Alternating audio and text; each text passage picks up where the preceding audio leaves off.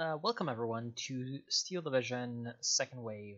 This will be just my quick thoughts on it. It's a DLC that just released, in case you do not know. And of course, it is not exactly what I would have expected as a first DLC for Steel Division.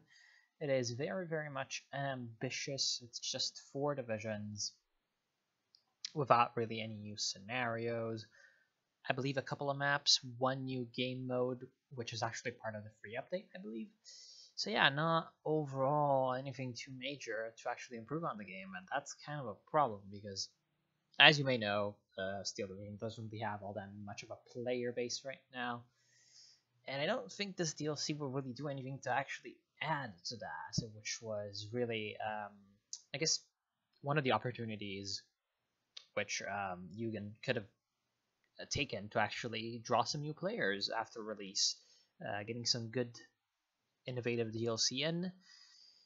Bit of a wasted opportunity at this point, at least for the first one. We'll see if anything better comes out, especially later in the season, of course. Towards Christmas, people are more willing to buy games. Maybe they're saving up something big for that. But my thoughts aside, I'm going to just quickly go in and present the 4 divisions. I will not be buying the DLC, but I can still, give a bit of a presentation very, very quickly and painlessly for the 4 divisions. So we have the first Special Service Brigade, which is something that I would have wanted a little bit earlier, actually, as one of these really awesome little units that actually are unique. And so it's good that they added them. And of course, they are a British Commando Brigade. They will be working essentially with a core of elite airborne infantry. That's kind of small, of course, because it is a brigade, not a division, and because it is elite commandos, they do not really do the mass movement. And of course, there are going to be squads of those, and they're going to be elite. They're going to have the airborne traits, so they can't really be affected by morale as easily as other troops.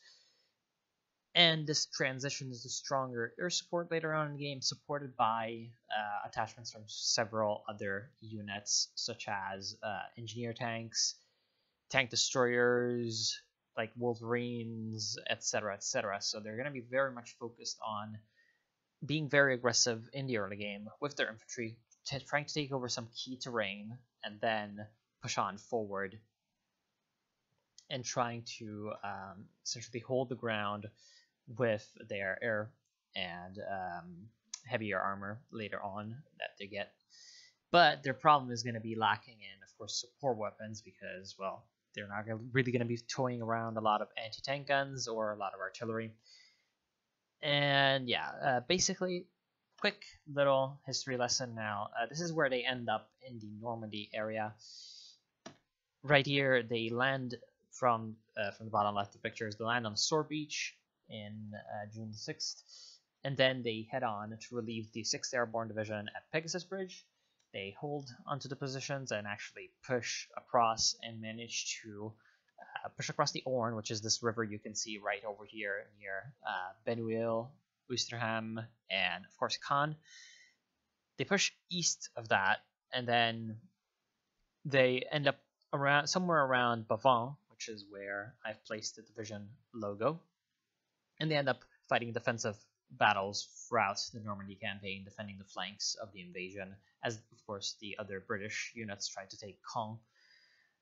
And so essentially they kind of fulfill a bigger role than they were intended, because initially they were supposed to be commandos, landing in very quickly and then getting pulled back to England for more operations somewhere else on the globe. But they end up actually fighting up along with other units, and that's kind of the sort of excuse for them to be put in the game without any bending of their strange rules about which divisions can actually be included and which fought in Normandy. Now the 4th Armored Division is the American one that they're adding, and of course it's kind of similar to the 3rd Armored Division generally, but if we look closely, the 4th Armored Division is a light division. Now, in World War II, the U.S. Army had 2 kinds of armored divisions. The first that were formed were usually called heavy later on, as opposed to the later versions, which were light divisions that had less armored battalions. So essentially, they had a lighter logistics load. They were heavier on infantry rather than actual heavy armor. And because of that, they were a little bit quicker. And again, they were much cheaper on the logistics, which is why they became more popular and later on kind of just replaced the heavy divisions. So, of course, compared to the third armor, it's going to have less Shermans, less bigger Shermans as well. I believe they don't have jumbos. They might, but they definitely don't have big 76 millimeter Shermans as early as the fourth armored, or third armored, and they're not going to have as many of just regular M4A4s as the third armored. To compensate for that, they have so-called borrowed riflemen from nearby units. Again, it's just something that could have been done for the third infantry as well, but because of that, they can actually bring on the field normal units of rifles rather than just armored rifles, which are of course quite expensive because they have to come into a half track, and so they usually end up setting you back about 45 points, and that means that of course you're going to have less infantry units to cover areas such as woods, and that's a big weakness of the third armored in game. This is going to be a little bit of a reverse of that. You're going to be able to buy normal riflemen, I believe, coming in trucks, so you're going to be able to spend like about 20 to 25 points on a cheap infantry to cover some areas. They actually max out their income in Phase B and then fall back down in C, so clearly they are meant to be a early to mid-game pushing unit. And then in the late game, they gain a lot of strong defensive capabilities with Hellcats, which are a new unit, and of course quite awesome at that because they're a pretty great tank destroyer. And they're going to be another tool that the 4th Armored can actually use to stop bigger German armored divisions later on in the game. They, of course, can also get the M12 gun mortar carriage, which is a 150 millimeter self-propelled howitzer, which is quite awesome because it can use both direct fire and indirect fire. Of course, it is an M3 Lee chassis, so putting it in direct line of fire against German heavy tanks might not be the best choice, but overall, awesome unit. Great to see it. And another peculiarity that they have that I didn't include is that they have an Ace Sherman tank right at the start, so a veteran C2 Sherman that you can get in Phase A, and of course that is most likely going to be used to try to gain as much ground in the early game as possible, along with, of course, some of the other lighter vehicles and perhaps Shermans. So going on, wait, what? Right. Appears like I put this in a 2-step. Going on for the quick history, the 4th Armored was actually not deployed on the first phase of the invasion. It only came in later, about in July, and then it participated in the St. Lo breakthrough, or Operation Cobra. And there it performed extremely well, driving along, as you can see from that arrow, from the front, driving along to Courtenay, which is a town that you cannot see the name of because the map's kind of a little bit too small. I probably should have gotten a better one, but it is the destination of that first arrow. And from Courtenay, they drove along at blistering speeds all the way to Avranches, which is the town right over there in the south of that arrow. You can see the position of the 4th Armored Division on the map there, where they cut off all the German forces west of that along the coast, and then they were able to push further down and drive towards Nantes and cut off Brittany as well. So they were very much focused on that quick breakthrough and exploit, and they performed very well in the Normandy campaign. Then in the later stages of the war, they actually were the armored division that defeated the Aracourt counterattack. And if you know a little bit about that, then you know that it was one of the major victories of the American armored forces in the Second World War. And so, again, very, very good combat record. Pretty nice to see them in the game. And we go from a very good combat record to a horrible one. And this one is really one of the divisions that's kind of puzzling me. Why did they include this? I do not know. It's the 16th Luftwaffe Field Division. This division is one of those Luftwaffe Field Divisions that were formed from essentially Luftwaffe personnel, such as ground control personnel, airfield management mechanics, to kind of reinforce the infantry after the massive casualties taken on the Eastern Front. And it was actually entirely just Goering's personal political proposal to gain more influence over how the war was being conducted. They didn't really end up ever doing anything too useful, except, well, dying isn't really too useful, but that's pretty much what they did 100% of the time. So overall, I'm not quite sure why a unit renowned for its uselessness is being added, but it seems like they are going to be useless in game as well because, well, as you can see, they have the cute FD-17s in Phase A, so that's kind of nice because, hey, World War I tanks. They're slow as hell, and they're just going to be a little bit not that useful. Just a nice curiosity. Then later on in the game, they kind of rely on heavy bombers and Stugs and anti-aircraft guns. Now, it seems like from their unit description that really the anti-air is the best part about this division, and I'm kind of puzzled by that. Why would you want that? Why would you handicap yourself? I mean, unless you're trying to purposely challenge you. And you might be thinking, well, they might have good infantry, right? But no, they don't. They actually have really terrible infantry, as it is a little bit historically accurate, actually.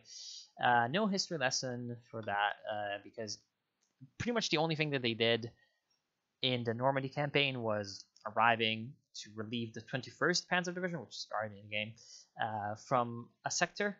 And there, in Operation Goodwood, the British pretty much just rolled over them. They pounded with one of the heaviest air bombardments and artillery bombardments the area which the division was in. Then they rolled over them with an armored division, and pretty much the division disintegrated, around 75% casualties, something insane in that order. So it didn't really end up doing anything. The rest of the guys were merged back with the 21st Panzer Division. So it didn't really end up doing anything, nothing all too major. And then lastly, yes, only 4 divisions for a DLC. The 9th Panzer Division. This one's quite nice. They don't really have anything too unique, as you know, when it comes to units. They do have the Panzer II Lukes, which is cute, and I love the Panzer II Lukes, but they don't really have anything unique, such as like awesome, tank destroyers or aces, etc., etc. What they do have is a different play style from the other divisions, which is what I like about these divisions that they've added. They all seem to be veering towards different play styles rather than excessive unit variety. And that's just kind of nice because, again, there's only so many units you can add into a supposedly historically accurate game.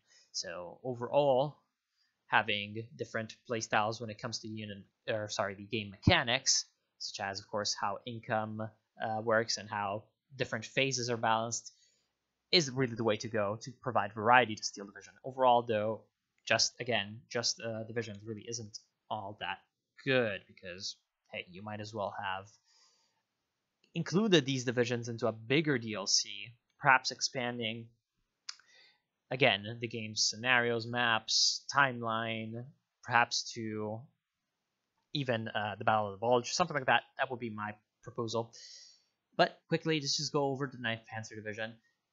What they're different in is that they actually have good income in Phase A. They have, of course, as you see, the Lukes and other very, very good armored cars and light vehicles. So they can really push in that early game and counteract something like the 3rd Armored Division, or even the Panzerna in just a slight bit. I mean, the Cromwells from the Panzerna will still be a very nasty shock for the poor light tanks of the 9th Panzer, but overall, they do have a little bit more variety when it comes to the early game, and they have more options to actually hold their ground and fight. Then they end up transitioning instead of into, of course, the big cats, as SS, Panzerlehr, etc. do, they generally tend to transition into more veteran mortars, Stugs, Panzer IVs, a bit like 21st Panzer Division. And then instead of having King Tigers as a late game, I guess, crown jewel, they just have 2 elite Tigers. So what's nice is that because of that, they can essentially be played differently than other German tank divisions. Instead of, or actually, they're a little bit forced to play differently, because instead of having to wait for the big tanks, you actually have to be much more proactive in the early and mid game. And while this is, of course, going to be a bit of a, I guess, disadvantage overall to the 9th Panzer Division, I think is going to be more fun to play than some of the other German tank divisions. And that's just kind of nice. And, of course, for a quick overview of what they did, they didn't participate in the Normandy fighting before the Falaise pocket. So what they were doing earlier on was defending against the Allied landings in southern France. And they did pretty well there. They covered the retreat of various different German army units. And then they themselves were transferred back to the Normandy front, where they essentially arrived as the Falaise pocket battle was unfolding. They got caught in the middle of essentially the pocket. You can see the area that got that has that little red line outlining it. That's kind of where I was able to divine their position in the battle. It was really not that easy to see actually where they were. Essentially from there, they somehow managed to break out to the east, and they ended up fighting rearguard actions all the way to Paris, then pushing back towards Germany, taking heavy losses, and eventually being refitted for the Battle of the Bulge.